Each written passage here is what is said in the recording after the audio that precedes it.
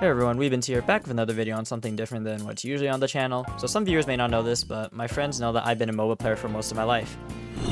This is my current rank in Dota after 13 years of playing the game. However, I recently got another friend of Dota 2 and taught them the game. This is my friend, TFRint, a former League Challenger player. Here's their profile. He actually accomplished this rank by diligently playing the game since last year, March, after barely touching this game prior. I figured that this would be an interesting interview for people that want to climb, including me and other maybe mid MMR people that really want to figure out how to find their own climbing strategy and go to the next level in terms of their gameplay. Alright, what is your background with MOBAs? So I've been playing MOBAs since I was a kid. I actually started 12 years ago in 5th grade for me, so it's been a while. But I started off on League. I started off playing jungle in League, playing Warwick, and then over time I transitioned into mid lane, where I play characters like Twisted Fate and LeBlanc. And this experience led me to eventually participate in Collegiate League for USC. And that experience was really fun, but never went pro. But eventually I got kind of bored because the patch cycles for League, it feels like nothing really changes. So I was inspired to pick up Dota because I was feeling kind of bored with League.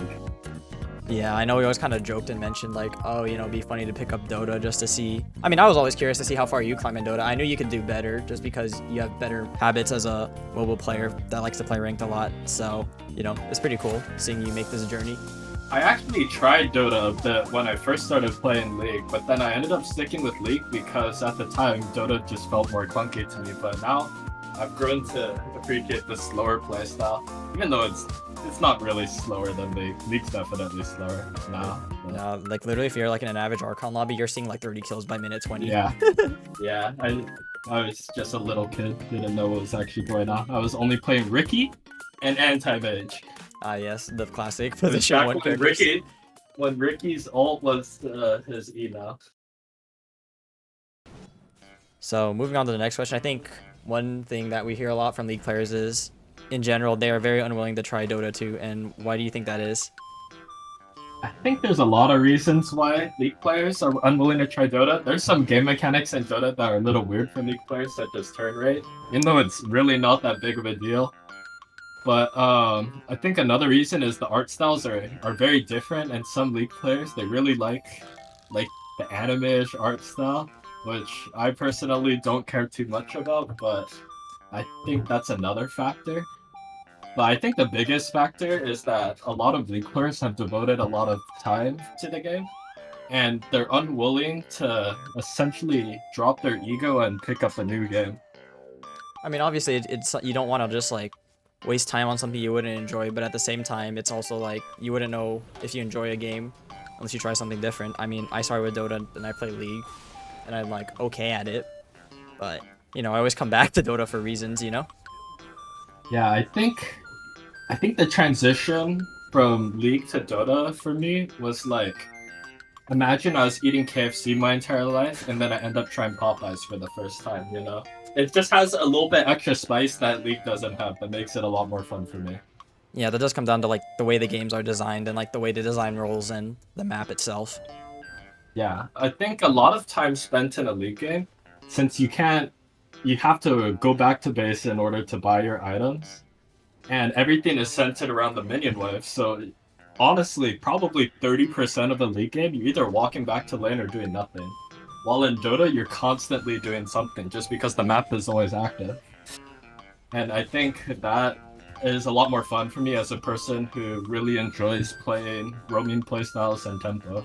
Yeah, that makes sense. I mean, I know it's always like, especially in League with the way the, you know, minion or mechanics work or the creep mechanics, it's just like, especially when your wave is like frozen or something, you're just like, well, I guess I'm just homeless and I have to just force a play somewhere else, right? Yeah. Another big bonus on Dota, there's no junglers. So how do you think the early stages of learning Dota 2 with me was? It was honestly really fun.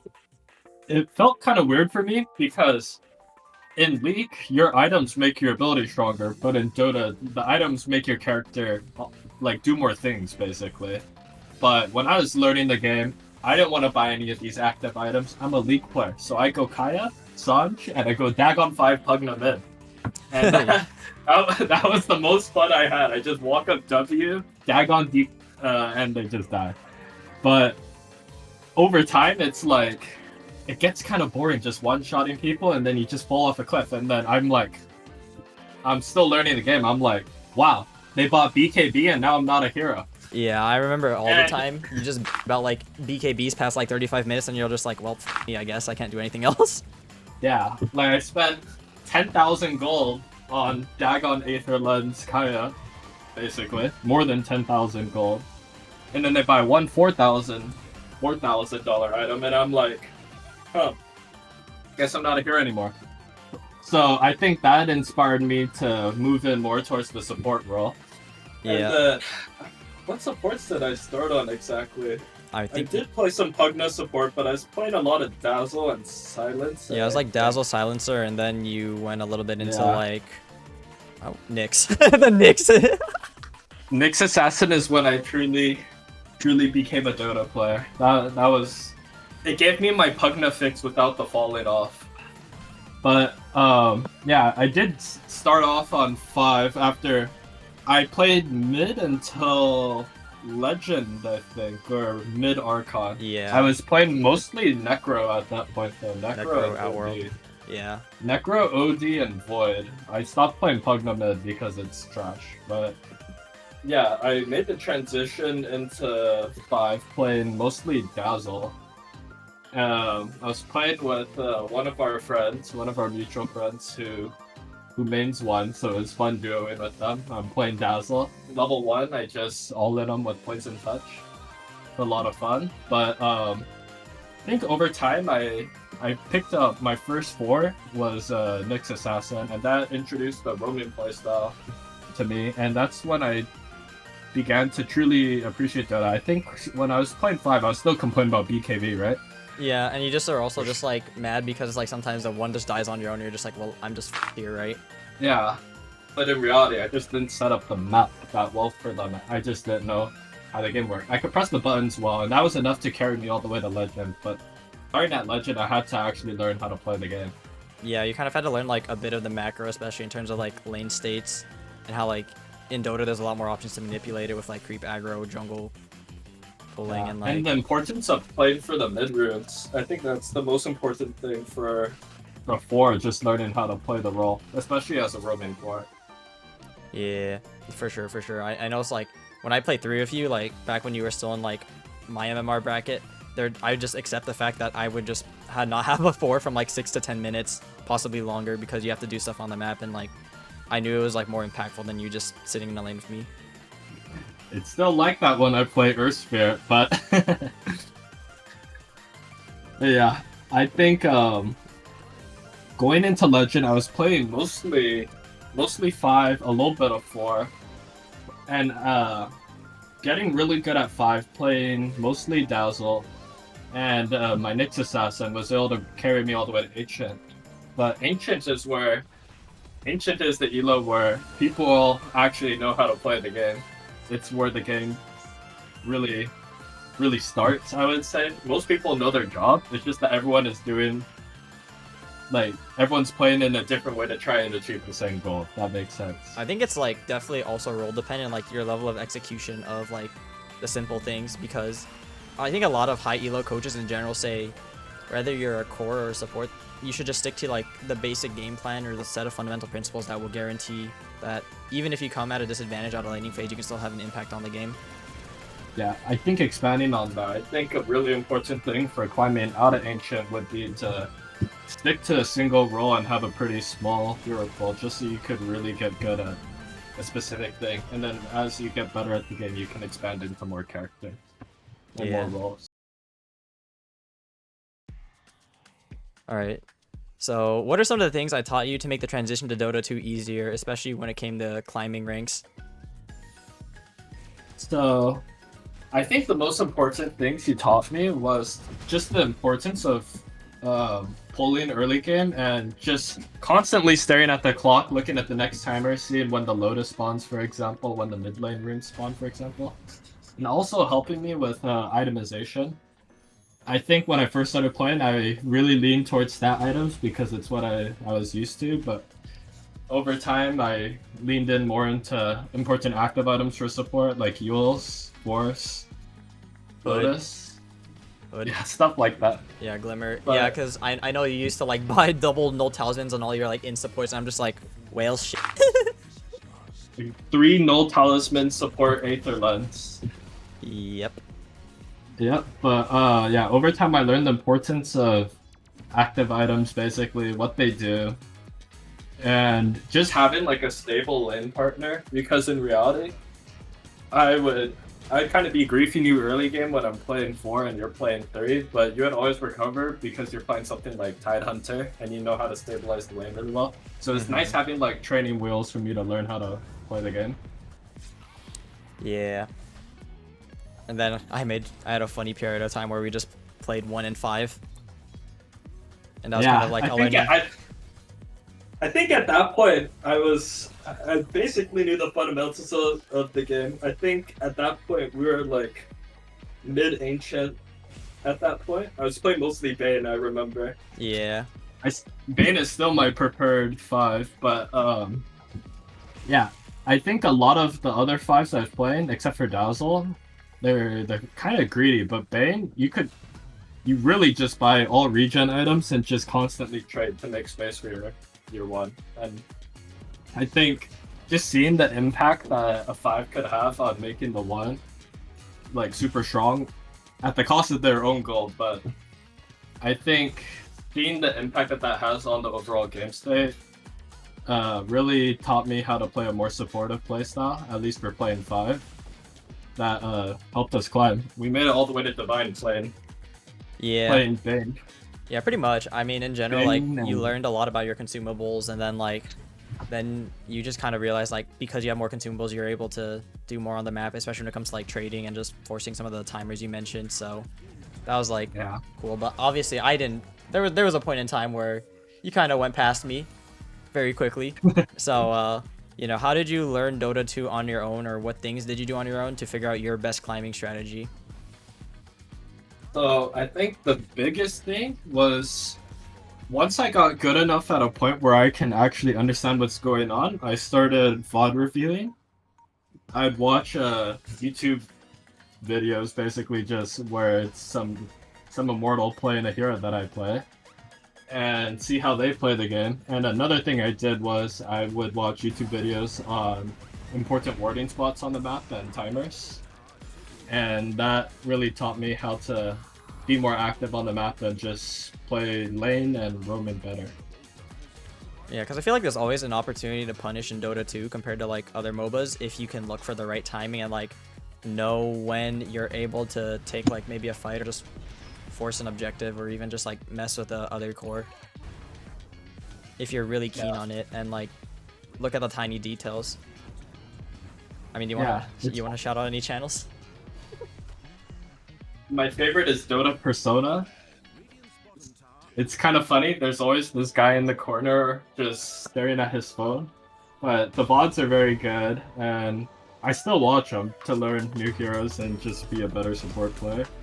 At this point, I don't really play 5 anymore. I just play 4, but I still watch the VODs, mostly Earth Spirit and Visage VODs right now. But yeah, it's been pretty educational. I will say, I think the YouTube space for Dota is pretty weak as a whole compared to League for learning.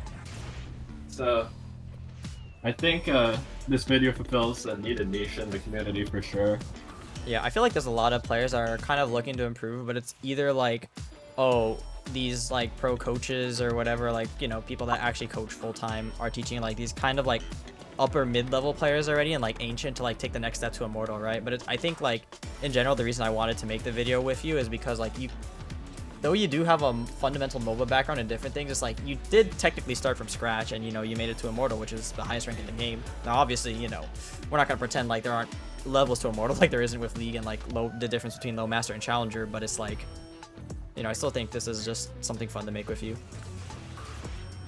I realized that hitting Immortal it's not as high as hitting like Challenger and League, but it's definitely a first step towards having like a greater understanding of the game. And starting from scratch, it's been a fun adventure to get here. I definitely plan on still pushing. I want to get a number soon, but that's gonna be a bit. It's like 2,000 MMR away, but yeah, at least in the region we play in. Yeah, but the climb has been pretty enjoyable. I just like the variety that Dota has. Every game feels pretty different. It's kind of funny too, just in general, because I feel like some of the common arguments against like League to Dota is like, oh, the game timers are too long, the games feel too slow. But I feel like, in a weird way, like whenever I watch high elo League content, I feel like a lot of, and I know this might be sounding kind of negative and pessimistic, but like a lot of people just complain about the quality of the games and the queue times and their waits. You know. I've had League games where the queue times are longer than the actual game, just because, unlike Dota, laning phase in Dota is very important towards setting up your mid game, which is important for setting up your late game, right? But if you lose lane, there's still a chance of winning the game. But in like high elo League, if you're losing lane, your win rate's probably in like 15% or something like that. Yeah, your probability of actually doing something. Yeah, a lot of League games are decided in the first 5 minutes, I'd say. Well, Dota, the game is a lot more swingy. There's definitely some games that are decided by like 10 minutes, but on average, the game is pretty back and forth until like 30 minutes or so, where late game starts to happen. And I think at first I actually really hated the swinginess of Dota. Yeah. Because it feel like I'm winning the entire game and then boom, they pull up with the BKB and I'm no longer a hero. Or it's just like your core makes one bad mistake on like high ground for a tier 3 push. I've done that to you a couple of times, and I know that's like that's just been game losing, even though we're technically ahead in terms of tempo and gold the whole game. Yeah, but I think over time I've grown to appreciate it just because you're never truly out of the game like you are in League. Yeah, it kind of makes sense. It's like, you know, it's like Sisyphus is bolder in a weird way, right? But like sometimes just like being able to dedicate yourself to something difficult, even though like it may go good, it may go bad, is like, you know, something worth doing in life. And you know, that's kind of why I like respect you personally as a player and just what you've achieved in League and like now what you're doing in Dota. Yeah. Yeah, it was a bit of a jump to completely, essentially just drop the game and play Dota, but it's been enjoyable. I feel like I achieved a lot of the things that I wanted in League, so picking up a new hobby essentially has been pretty enjoyable for me. And I hope to push even further in Dota.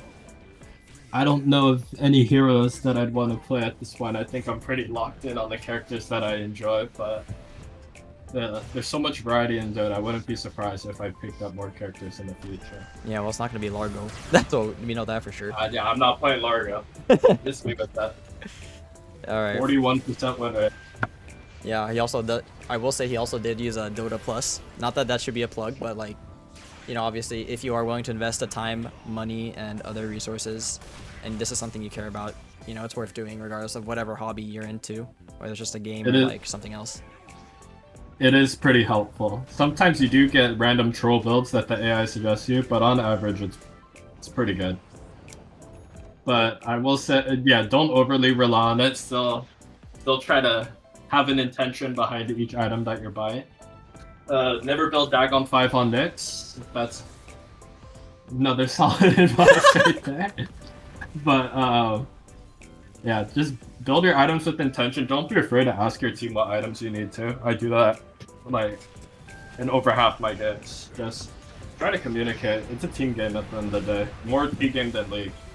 Yeah, I do feel like League is 4 cores. 4 cores, 1 support, so yeah, it's a bit unfortunate when it comes to that. Selfish game compared to Dota. I mean, Dota players are selfish, but I feel like there's better intentions behind the selfishness.